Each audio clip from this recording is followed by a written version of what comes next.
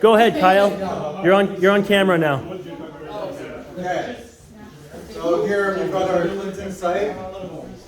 Okay, Kyle's starting a tour. Starting the tour for those famous last group of people. Oh, okay, thank you. And so we've got the main living, dining, and kitchen over there.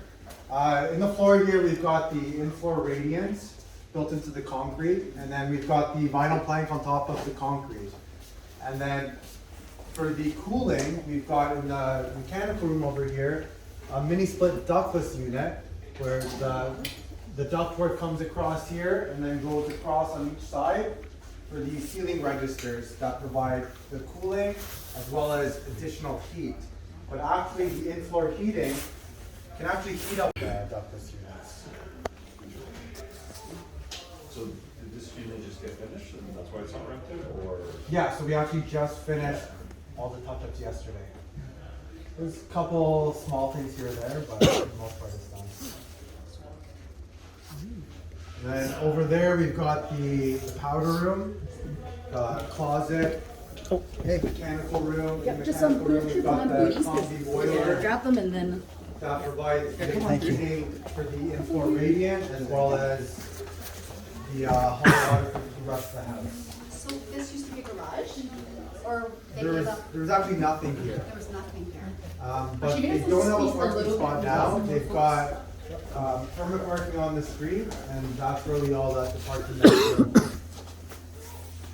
Is it easier or harder to redevelop if there was something here or not before? It doesn't matter. It doesn't really matter. The only difference is you're demoing the structure. Yeah, I mean, like, What about a structure that you could like build from? We looked at a property in the beaches and there was a concrete block, three-car. There's a corner lane. driveway, or sorry, garage. And our agent was like, oh, you would like build on top and keep this structure. It didn't look like it was in good condition, like there were issues It with depends it. on the condition. Like this garage over here is in pretty good condition. So you could probably build on top of that one without any issues. The reason you were saying to build on top was it was once, because when you demo it, because if you've lost your square footage, and when you go to put in the permits, you don't get that same square footage, because there's a three-car. Yeah. So it was in the corner lot, so it was three-car from the side, not from the laneway. Laneway was still 20 foot wide, or 22, whatever it was. And then depth, it was like 32. So in that So like, it case, was like 32. because it was a 3-car and if it was in good condition, the structure, you can build on top to maintain the footprint. So then you don't have to abide by all the setbacks from the city. Because once you demo, that's all Yeah. your footprints, you have to buy out the new footprints, right? So there was a set of drawings that I saw last year. I believe the homeowner didn't decide to build it at all, but he had a 3-car garage. He wanted to add a story on top and extend it back a little bit, so he got the permits approved. That total above ground was 2,000 square feet. The maximum for a laneway suite is, I think, 1,700, somewhere around there. Okay. Sorry, 7 above ground, including the garage space? Above ground, including the garage, whether it's garage or living space. Have you built anything where it's just open space for the parking, but above just add a unit? Just keep everybody comfortable upstairs. So sorry, the bedrooms, they're all individually controlled? Yeah, Okay. and then down here is control check. So the air conditioning, you said? Oh, are you recording this? Or? So Okay, yeah, that'd be great, because Matt has to room step over. has its Thank you. own Okay. ductless unit which provides heating and cooling. And then down here we have the mini split ductless with the ductwork that provides the heating and the cooling as well as the in-floor. And then the condenser unit, the heat pump or the AC, whatever you want to call it, it's actually located on the roof because there's really nowhere else to locate it because you can't have it too close to a window. At the same time, you have to be 3 feet away from the property line. That's right. So how many heads on the air conditioner? In each room, there's just one head for the ductless unit. So did this unit just get finished and that's why it's not rented, or? Yeah, so we actually just finished all the touch-ups yesterday. There's a couple small things here and there, but for the most part it's done. And over there, we've got the powder room, the closet, mechanical room. In the mechanical room, we've got the combi boiler Grab them and then. that provides the heating for the in-floor radiant as well as the hot water for the rest of the house. So this used to be a garage? Or they There gave was, up? there was actually nothing here. There was nothing there. But Can you they guys don't have a squeeze a parking little spot bit? now. They've got permanent parking on the street, and that's really all that's the parking that's available. Is it easier or harder to redevelop if there was something here or not before? It doesn't matter. It doesn't really matter. The only difference is you're demoing a structure. Just like, yeah, I meant like, What about a structure that you could like build from? We looked at a property in the beaches and there was a, concrete block, three-car. three-car There's a corner lane. driveway, or sorry, garage. And our agent was like, oh, you would like build on top and keep this structure. It didn't look like it was in good condition, like there were issues with it, Depends but. on the condition. Like this garage over here is in pretty good condition. So you could probably build on top of that one without any issues. The reason you were saying to build on top was it was once, if you demo it, is if you lost your square footage, and when you go to put in the permits, you won't get that same square footage. So it was a three-car. Yeah. So it was in the corner lot, so it was three-car from the side, not from the laneway. The laneway was still 20 foot wide, or 22 or whatever it was. But then depth, it was like 32. So in So that like, it case, was like 32. because it was a 3-car and if it was in good condition, the structure, you can build on top to maintain the footprint. So then you don't have to abide by all the steps from the city. So once then what they call Yeah. your footprint, you have to buy by the new footprints, right? So there was a set of drawings that I saw last year. I believe the homeowner didn't decide to build it at all, but he had a 3-car garage. He wanted to add a story on top and extend it back a little bit, so he got the permits approved. That total above ground was 2,000 square feet. The maximum for a laneway suite is, I think, 1,700, somewhere around there. Okay. Sorry, 7 above ground, including the garage space? Above ground, including the garage, whether it's garage or living space. Have you built anything where it's just, open space for the parking, but above, just add a unit on top of the parking suite? We haven't done any open space. We've done one 1,500 square feet where there's parking for 2 cars on the ground floor and then the 800 square foot apartment.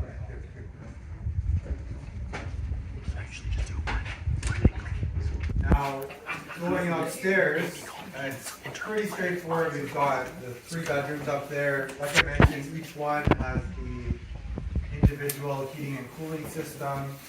The master ensuite has a walk-in closet as well as the ensuite bathroom. We've got the stackable washer dryer up there, as well as there's another washer dryer down here. Why did you do these? So the homeowner wanted that because he's going to be using it for short-term rental, so that way there's quicker turnaround. And what's the cooling down here? Heating's the radiant floor? Yes, and then there's the mini split ductless right there in the ceiling, which provides ductwork that comes along here Oh, this guy. and goes along each side. And then you can see the vents where the air comes out. So were you saying, I was gonna ask, why did you guys choose this versus like a mini furnace? Well, the furnace takes up a bit more space. Also, it was more so the homeowner's preference, working with the architect. Because you already have HRVs, so you already have ductwork, so you might as well go furnace. Yeah, no, I know what you mean, that's what I'm Well, looking the at. HRV, it's not really traditional ductwork. It's smaller 4-inch or 5-inch pipes. Oh, I see. Like usually when you're doing a furnace, you have a bigger bulkhead like this. We do have some ductwork here off of that mini split, but there would be a lot more ductwork if you were not to have the ductless units in the bedrooms. so this is built as one unit?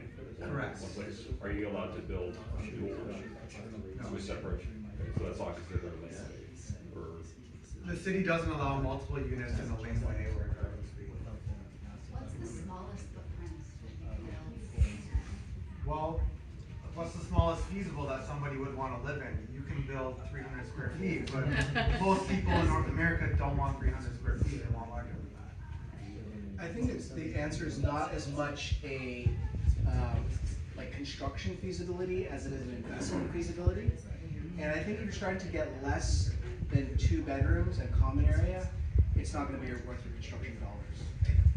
Because you mentioned sort of like, there's a washer corner on both floors, right? Yeah. So he wants to rent it as 2 separate units? Just as 1 unit, but short-term rental, so that way he's got quicker turnaround time with the sheets and the towels, doing it at the same time. Because they have a lot of laundry. It's for convenience, okay? It's not for like, you're gonna have 2 people renting this place out separately. Correct, it's just gonna be one person renting out. Is it separate electrical meter like a main house here, or? In this case, we don't have a separate electrical meter. There's a couple different ways to tie in the services. So for electrical specifically, here we have a 100 amp panel that's acting as a sub panel for a 200 amp panel at the main house. But you can also separately meter it if you're going to be renting out maybe long term or you just want to keep track of it. And then what about the sewer connection? So the sewer connection, because we have the tree and we had to have a tree protection zone here, if you take a look in the backyard, there's a white pipe by the barbecue. So it runs straight to that white pipe, across to this fence over here, then down the side of the house, and we tie in at the mechanical room. There's a floor drain there which has a 4-inch sewer connection, as well as the water meters in there with a 3/4-inch water supply. Have you ever seen a separate, separately titled, or just separate laneway? I Severed. Separate. So one of the Can you sever provisions, this? yeah, Yeah. one of the provisions for laneway suites is that you don't separate. So if you want to get all the exemptions from DCs and things like that that apply to laneway suites, you can't separate. So they want you to keep it on the same title. Because the idea is not to provide more housing that people can buy, to provide more rental housing, right? Just for all types of laneways, or No. just certain kinds? This is for any type of laneway where you're going under the current laneway guidelines, and those guidelines are giving you DC exemptions, for example. But you don't have to build that kind of laneway. You could build your own laneway, go through committee of adjustments, and then potentially get severance. But I think it's a very uphill battle to try to sever a laneway. It has happened. We do know some places in the city where they've successfully done it. I wouldn't build a business case around it, because I think the city is not for it, neither is planning, and you'll be fighting a battle the whole way. But also the other issue is that a lot of laneways don't have the infrastructure, like the sewer, the water, the electricity.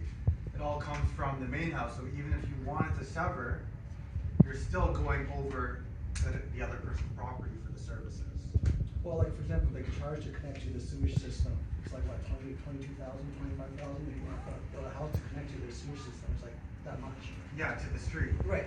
Yeah. Right. So if you want to sever, you have to connect it. You have to sever utilities. Exactly. It's crazy. Electricity's the easy one, but all the other ones are a lot more. This doesn't tie into the house, it ties into to the main, everything. It should tie somehow into This the house. ties into the house, but Okay. it ties into That's why they force you. Yeah, because then you can't sever. Right. Something like that would maybe require cases. right. Yeah, That's a- like I said, we've seen properties and we've even gone to places where the sellers are claiming you can do severance. I would not bank on it. I never estimated the sellers. Absolutely. How much in value, would this bring up the value of the house, the whole property? That's interesting. That's a really good question. So, there's not lots of data points. Even though laneway housing has officially been around now for what, 3 years, 4 years? Sales of laneway homes, there's not a huge record. There's maybe like, I think 8, 10 in the whole city that had actual sales on them. Like, we're keeping track of all of them. It's really a very, very short list that we're watching. So there's not good established areas. So there's a couple of ways to triangulate it. One is through construction costs, and then a premium on the construction cost to support the added value, right? Because usually when you do a renovation of property, it's your construction cost times 1.25, maybe times 1.5, because there's a premium that you're getting for the completed project and the trouble that you've gone through to get to that point. So there's that. The other is, we've been working with Streetwise to try to figure out how to properly evaluate these properties. Streetwise is a mortgage brokerage. So that's another thing. So we're triangulating from a bunch of other places because comps aren't super reliable. The comps that we do have, some of them are pretty incredible. Like there's a property in Go, not too far from here, G-O-U-G-H. Purchased what, $2 million? About $1 million worth of renovation. They built a Laneway suite and they're sold for over $4 million. So the value is there, but you know, banks being more conservative are going to not take just one-off cases. They're going to want to establish a little bit further. So if your intended exit is through refinance of a Laneway suite, so be very cautious right now because that's not well established. If your intended exit is through selling a Laneway suite, that's actually a lot better. So I just want to add a couple of real things. So there's a few other ways that we've been trying to work on evaluating Laneway suites as well. So one is through, it could be through cap rate, right? So for those who, I'm not going to do a whole class on cap rates, but the idea being an additional bump in rental income, obviously, and then the NOI, and then just applying a cap rate will give you a valuation, right? So cap rate is one, cash flow is another, DCR can be another, debt coverage ratio. So that's where we're working through Streetwise, and we're working with a couple of mortgage brokers to try to figure out what kind of valuation can we start placing on this. The problem, for refinance. Yeah. So the challenge that we're running into is right now, as of today, this could change tomorrow, probably not tomorrow, maybe 6 months. But the idea is tomorrow, in the future, could be different than today. Today, appraisers don't know how to evaluate these things. Lenders don't know how to evaluate these things. Appraisers are miserable for regular properties. Oh yeah, If you bring them a duplex, it's already quite complicated. A triplex, it's already way over, let alone something specialized in land. So this is why we're trying to run a pilot program with Streetwise, trying to figure out how to pioneer the financing end of Laneway streets. Like we're literally on the forefront because we're trying to solve this for the plethora of other investors. So as Ming was saying, you can't refi one of these right now. Chances are they're going to put a $0 valuation on it. So they'll evaluate the house and not know what the hell to do with the Laneway suite. So they'll sometimes put a $0 valuation. Or at best, it'll be cost, but I don't think I've ever seen one even valued at cost right now. So the reason that we're working with Streetwise is Streetwise, they have experience doing garden suites up in Barrie and refinancing those. So they have certain appraisers who they work with who have a little bit of experience evaluating those for particular lenders. So we're pioneering this on the appraisal front and the lending front, literally trying to push the frontier here for other investors. So does that mean that banks don't provide construction financing for? You can still. Yeah. So yes and no. I'd say that it's not as easy to get construction financing for a Laneway suite just because you're not as familiar with the product. Can you still get it? Yeah, you need to be working with a broker that has construction financing knowledge to present it to the right underwriters at particular banks for this kind of construction lending. But that should imply that they're going to consider a Laneway part of the whole. Yeah, absolutely. But like, if you've worked with banks before, you can be talking to one underwriter, they'll know. You can be talking to the exact same institution, different underwriter, they have no clue. And lending is kind of like that right now. And lending is going to be more conservative, right? For something like a refinance, right? So I think that, because they're not moderated by charging you like 8-10% on the lending fee, sorry, not lending fee, the interest rate on the construction loan, right? So one, if you're doing construction lending, you can get it. It's not as easy.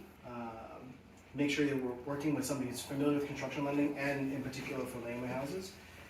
I wouldn't build your business case out of needing construction lending. either right now. Because exiting that is going to be I was challenging. gonna say, it right? sounds like. So the better way to do it is draw from your own HELOC, for example, right? Some other HELOC, equity, like some other equity, you know, just reach into the couch cushion, find the 500K, and then only Matt's. So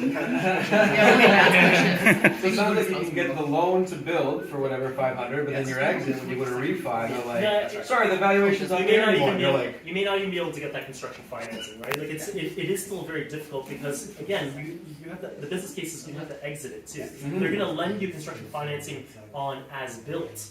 So and then the exit is not even well established. yeah. So That's crazy. construction financing is not what I would recommend. If you require construction financing for something like this, that's not the avenue. You'd be looking at HELOC, tagging another property, cross collateralizing another property, for example, drawing equity from those types of sources, not from construction. One way to do it is the main house, do that on construction financing, lift the RV there, refinance, pull that money out, build your laneway, but not expect to refi this back. Not yet. I also, one thing that we talk about too is we don't use laneways as the creators of business cases, but like value adds onto those business cases, if that makes sense. So let's say that perfect example, I'm building a triplex, have it for a couple of years, value goes up, I can pull out 400,000, right? It doesn't make, the business case is stronger for me to take that 400,000 and go buy another triplex than it is for me to take that 400,000 and do a laneway, right? You start to consider these when you're, I'll say like a maxed out portfolio, but when you're trying to maximize each property, maybe you can't qualify now for another mortgage, right, on another triplex. At that point, you might take that 400,000 and put it into laneway. So this is a really good point because if you understand how to invest in Toronto, you'll understand that the strategy right now is essentially, for Toronto, just a land grab, right? You want to kind of pick up as many pieces of land as possible. And so the reason that we want to talk about laneways is because we want to talk about picking up parcels of land that have laneway suite potential, that you could maximize that down the road. And truth be told, this kind of sit here, contractors are a pain in the ass.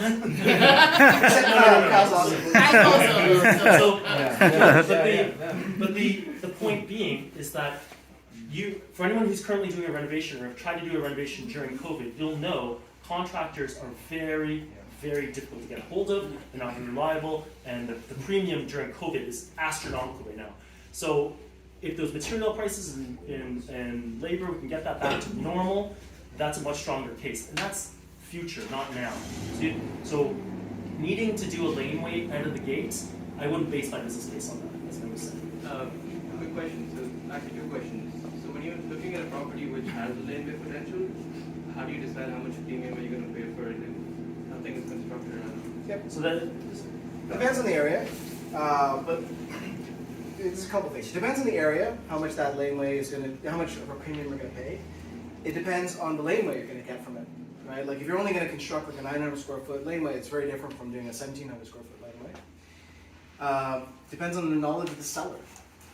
Even though laneway suites and the ability to get laneway reports and that kind of work done by architects has been available for years, only about 50% of properties, 60% of properties have agents representing them who are knowledgeable enough to actually do that work and add the value to the property.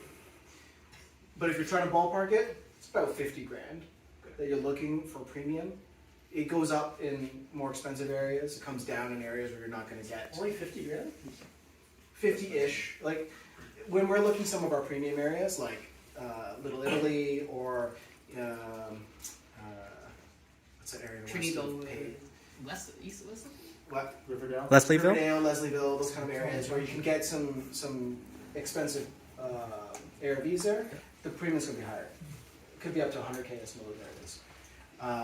But as you get further out, there's less utility, that drops.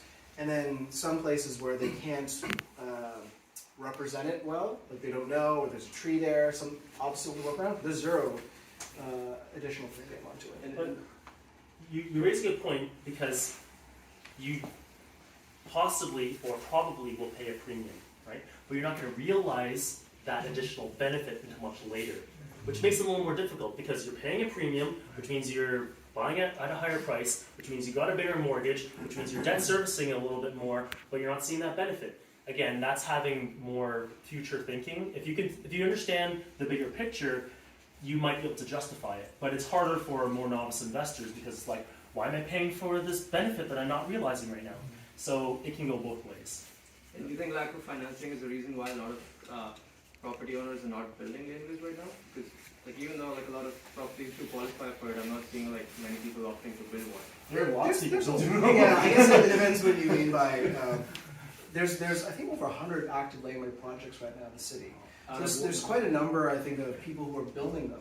But it's certainly out of reach for your average homeowner, right? Like, when I think of average homeowners, I think of like, I don't know, my parents. Are my parents gonna go build a laneway suite? No, they have no interest in Well, doing on top of that, does his parents want to be landlords? Do they want to lose their garage? Do they want to have people sharing backyard space? It's mainly focused on very specific profiles, intergenerational living. Obviously investors, right? Boomerang generation kids coming back to their parents' nests, right? So specific use cases is the reason. Not everyone's going to build a laneway suite, even though you're allowed to now. And then having the money to do it, right? And then one more question I had on this was like if you have a fourplex like in the other area, and if you had a laneway potential, which would essentially be like a fifth unit, do you qualify for a commercial or do you still have to? It's a good question. Maybe. I think, yes, potentially. I don't think that has been tested enough to confidently say you'd absolutely get into commercial. Though Matt's been doing some work with some lenders. I've been working with a bunch of lenders and brokers, and the indication is yes. So once you step up into, so for those who don't know what the question is entailing, normal single-family homes, condos, and all that stuff, duplexes, triplexes, and fourplexes all qualify for residential financing. That's the normal stuff that you get when you buy a normal home. Once you start getting to 5 units and above, you get into commercial financing, right? Even though it's a residential house, still 5 units and above qualifies for commercial financing. That's both a good thing and a bad thing. It's a double-edged sword, right? Some people, it's a bad thing because commercial rates are higher, commercial appraisers are more expensive, environmental phase 1, environmental phase 2, engineering structural reports, all that stuff, right? Way more expensive. Getting commercial financing approvals take like 60 days. 3-day financing conditions, forget it. That's not how commercial financing works, right? This is the same type of loan you get when you go have a big office tower, like commercial financing. 5 units and above. So it can be a bad thing, but it can also be a good thing. When you qualify for a residential mortgage, you need to debt service that, meaning that your salary, they'll look at your T4s, your NOAs, line 150 on your T1 general, right? You know that because you need to buy your properties. When you get into commercial, they don't look at you. They look at the building. They look at the income that the building produces.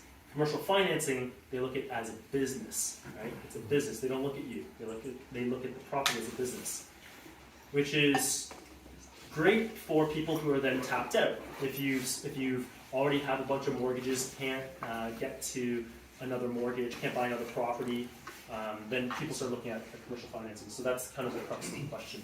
So the beauty of getting to 5 units is then we can qualify for commercial financing if that happens to make sense in your particular circumstance.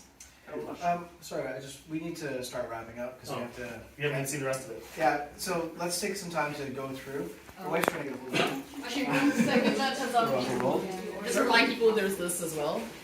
Yes, so kind of like, so close, like, before we Before you disperse and like, walk through the property. Yeah. If this stuff that you've learned today is interesting and you're looking to take There next you go, that's steps, mine. please get a hold of us. Like, I like to think we're not your average Joe realtor. We're a little more sophisticated. That's kind of how you start engaging to work with us, and that's a conversation with Matt on the advisory side. Yeah. So there's some handouts at the back. QR codes. Yes. With some QR codes. Timmy. Just like some coffee. Is Kyle here? Yes. Yeah, it's right there. It's right there. Yeah. So you want to kind of walk us through the property then? Just in case Sure. you had a laneway setback.